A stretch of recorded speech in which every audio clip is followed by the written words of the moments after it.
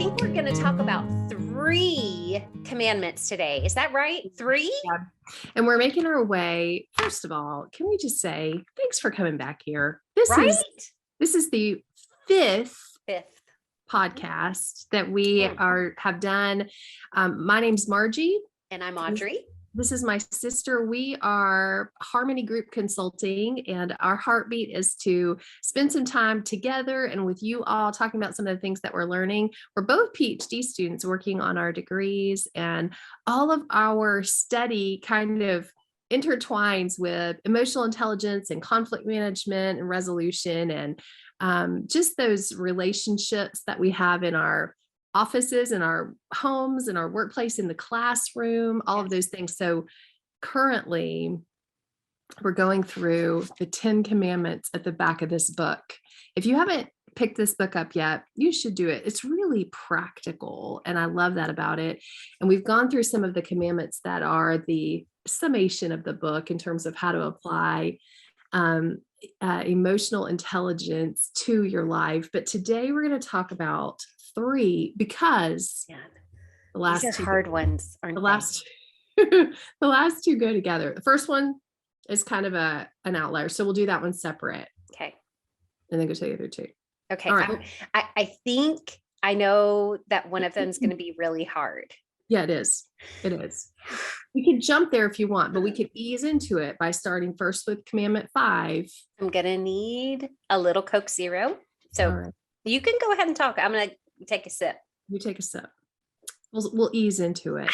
Commandment 5 is thou shalt praise others. Oh, I like it. I really like it. Ooh. Yep. Don't you? I like when I get authentic praise. When someone feels seen, don't you? Absolutely. And I think one of the best feelings that I've had as far as myself and the validation actually came from you just a couple months ago. We were sitting at your kitchen table. It was over Thanksgiving, and no, Christmas. It was Christmas. And you said, I saw you do think through an entire conflict resolution issue, and you just did it beautifully. And I felt so seen and so validated. I think I cried. And you don't have to tell all that. I mean, listen, this is transparency, safe place. That's right. That's right. And boy, that just made me feel good. And it made me feel so worthy of being noticed that I have tried to use that just in the last couple months towards somebody else to let them know, hey, I just saw you take something, a comment that was directed towards you and really turn it around and use it for good. So kudos to you for making me feel so good. Well, thank you. I think too, and that was a great example of like when we give specific what we're thankful for, not just, Margie made me feel seen, but there was that time, and I remember that time. And so what are the specific ways we want to appreciate or praise one another? And I know in the classroom, I'll be honest, I have had a lot of conversations with other teachers about if praise is how to best use praise in the classroom with our own kids, so that it's not just void of real, I don't know, not meat, but integrity. There's no real substance to it. It's just great job. Way to go. Woohoo. But instead, I love the way you took your time to really do that assignment to your best ability. Or I could see how you went back and ensured that all your problems were correct.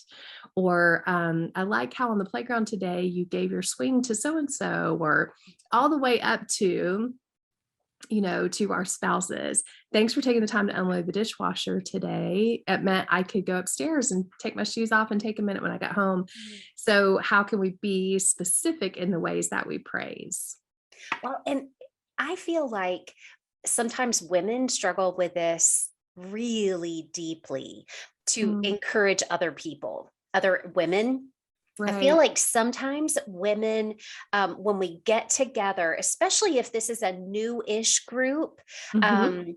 newly formed, some would say still in that storming phase of creating a new group, storming, storming, norming, and forming, Yes. orming. I'm Anyway, tracking the but stages of group formation. thank you. Yeah, yeah. I knew it was in there somewhere. You were totally there. I was doing my best. I think women struggle with trying to compete and find their place. Yeah. Who's got the prettiest outfit on, or who's the thinnest, who's the youngest, who looks the best, whose husband makes the most money.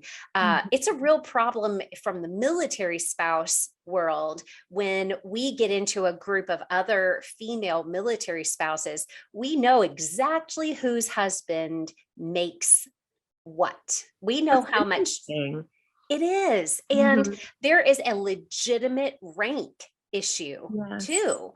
And sometimes that can translate to not giving meaningful praise and feedback to each other, as opposed to manipulating with that praise to get attention or to try to butter someone up. Oh, yeah. And I think that's a great point, because I think it's easy to do that. So what's our heart behind? Why do we Yes. feel like we should praise one another? And really the whole point behind the book is, when we do that, we help other people feel connected. Mm, So we may have that.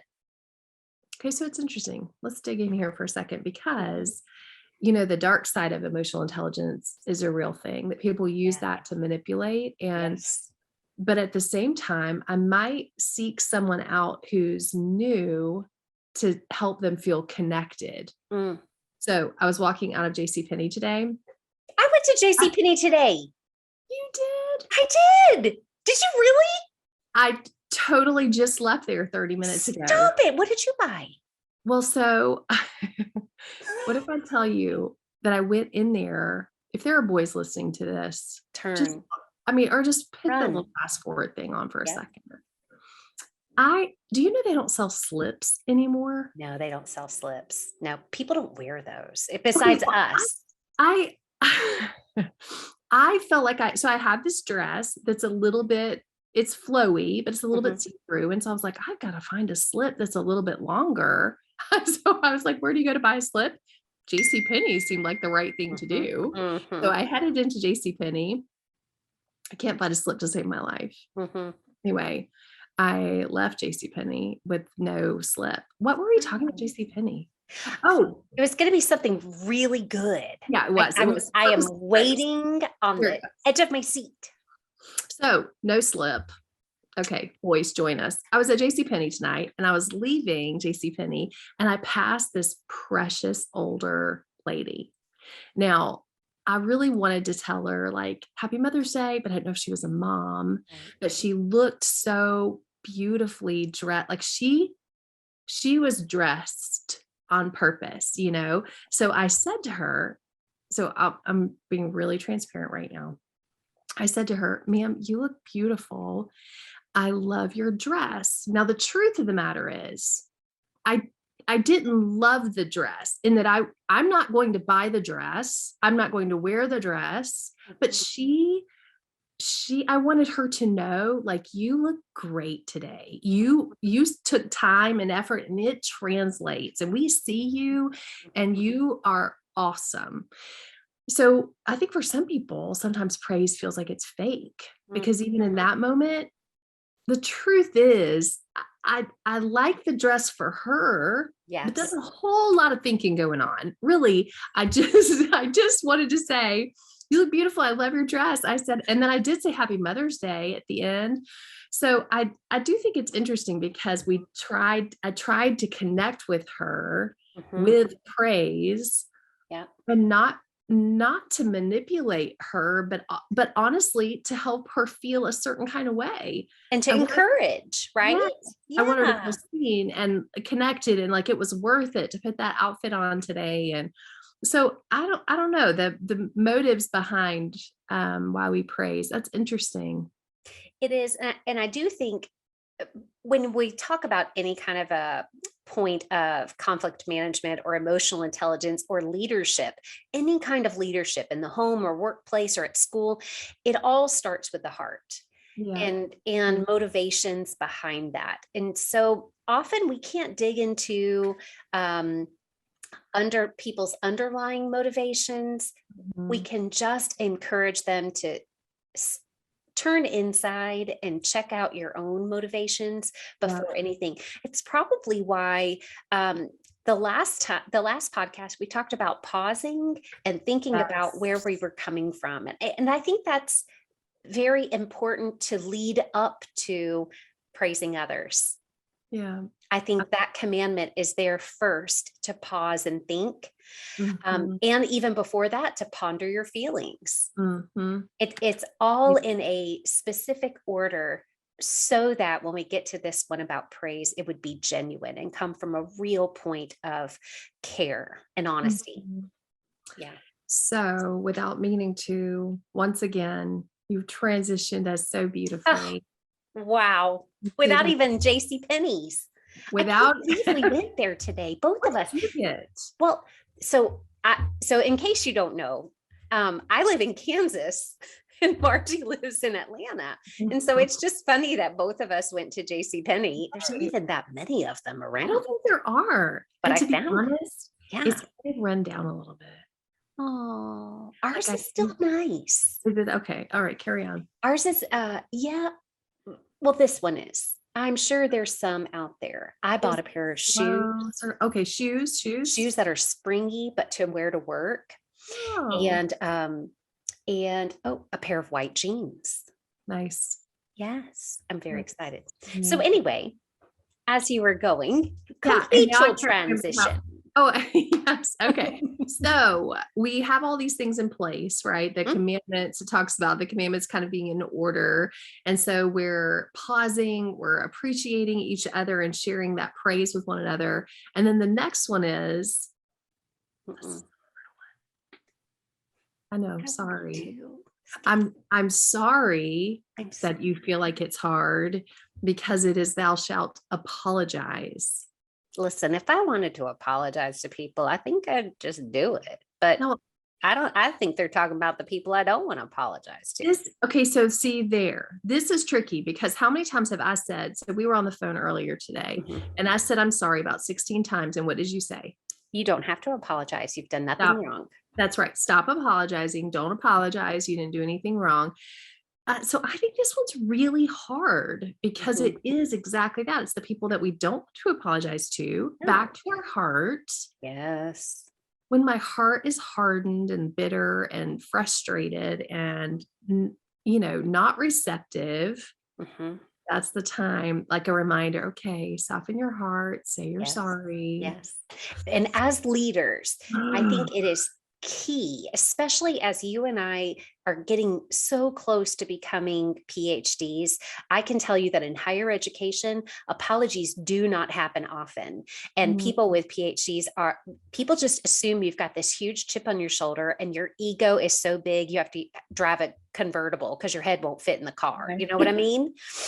Yeah, And yeah. it's in fact, part of my research in conflict resolution in higher education, part of the problem is the darn egos of Yeah, PhDs. yeah. And so I think it's really important for you and I, as we attain that degree, Mhm. and anybody in a leadership position, to be willing to apologize when we do something wrong, when we break a promise, when we let someone down, when we say something unkind, because I think that's true leadership.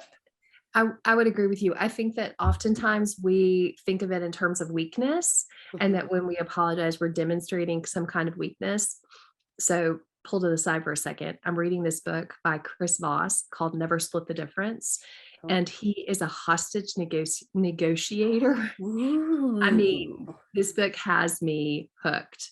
Uh-huh. And so in the book, he continues to talk about how you you should apologize to, he calls him the jerk, but it's the guy who's really kind of pushing.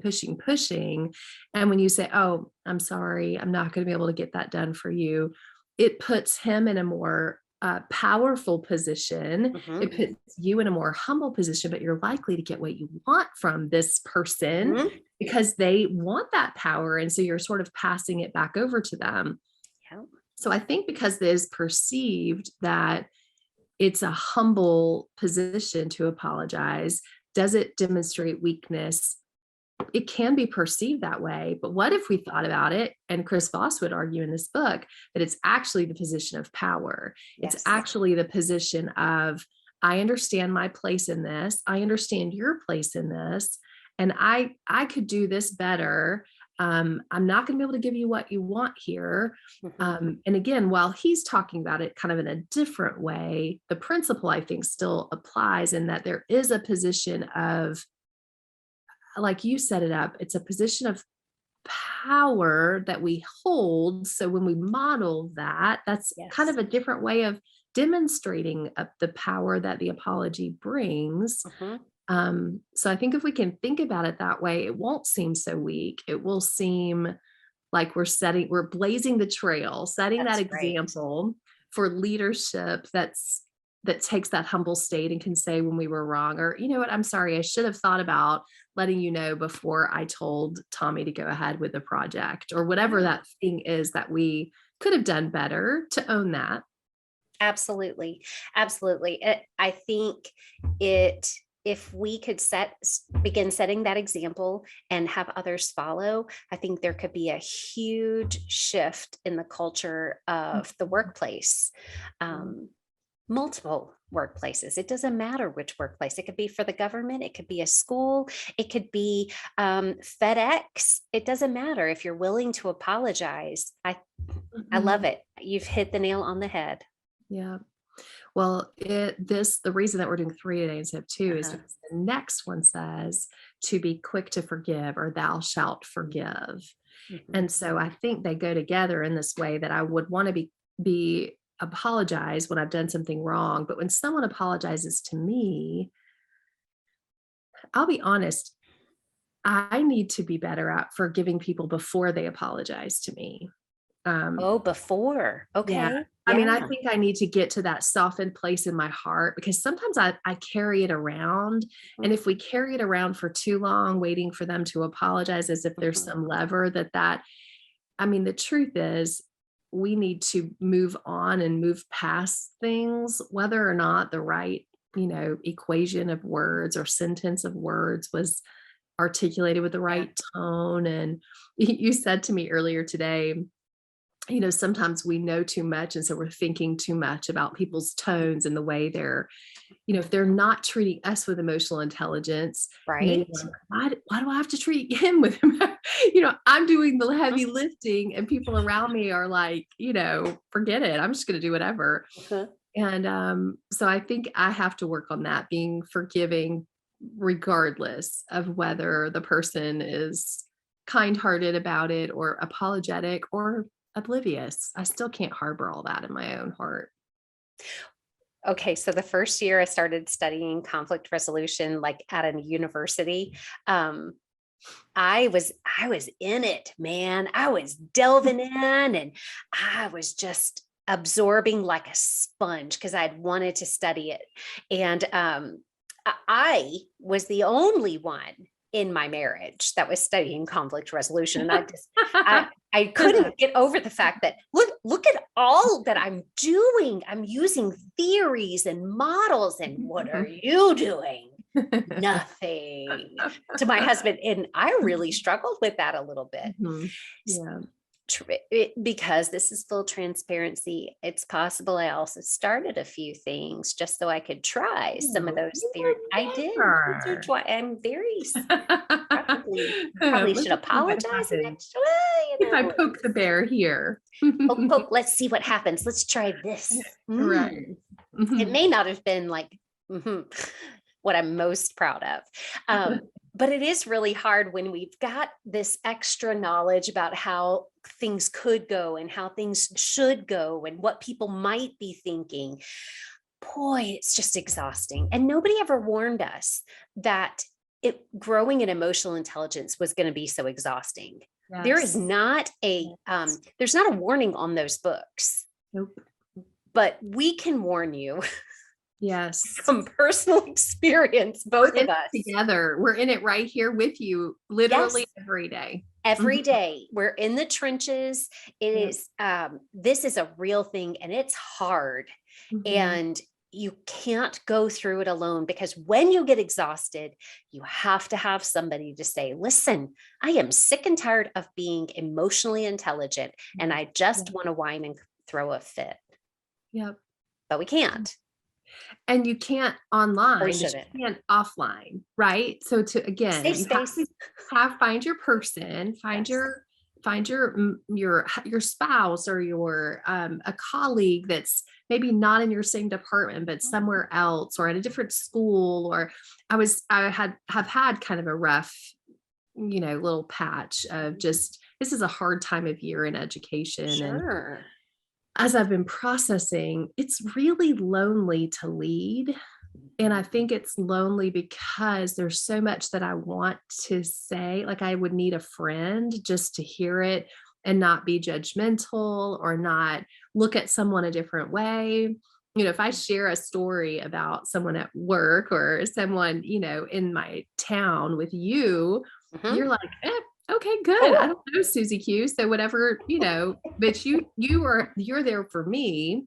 Right. Whereas someone in my school or someone in my community or organization might know too much. And so I do think it's hard whether we're actually in positional leadership or if we're in leadership just because we're influential with people around us, or we are trying to lead well in terms of demonstrating what it looks like to be an emotionally intelligent, colleague or worker. Yes. We need a place to decompress that's safe. And so everybody needs an Audrey. That's what I always say. Everybody needs a Margie too. You got to find, and this Zoom thing. Thank you, COVID, for making this so easy. We are digging this. And we are digging this whole podcast because not only do you, of course, we're doing it for you. Yes. Selfishly, it also is a way that we can get away from our families for a short amount of time and just visit. Right now, all of my family is watching The Batman. Oh, well, we jumped Batman. We jumped on today to record earlier. We got to visiting and talking, and I don't know, an hour went by, and I left and walked out. Walt said, "So how did the recording go?" And I was like, "Oh, well, we didn't do that. We're gonna do that later tonight." It was the pre-show. It was like the green room. That's right.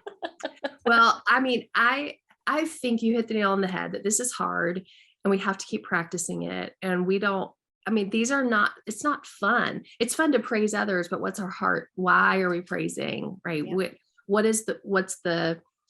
are we hoping to get from it? What are we hoping to bless someone else with? That connectedness or appreciation. But then knowing when we've kind of messed up and being willing to apologize and to forgive, those are important parts of just being in a relationship with one another, being our best selves. And, we don't always want to do it. I don't always want to be my best self. No. Well, but I have, but I have to. We do. We have to. When we are in a position where we are setting an example, whether it's in our home or with friends or in our workplace, it's the right thing to do. Yeah. Do right. It is. Well, we're just going to keep making our way through. We have just a few more commandments. So we'll do maybe one or two more podcasts to wrap this up before we move on to our next segment. But as always, so much fun to be with you all. And we're just grateful for you. If you haven't already subscribed to our channel, hit the subscribe. Do that now, and follow us on Instagram or on Facebook and all the socials. just so we can keep in touch and, share us with your friends that might find these things helpful as well. That's right. And as you head into this summer, be thinking about us as you start planning professional developments and different things for your workplace, or maybe even a book club or a women's group.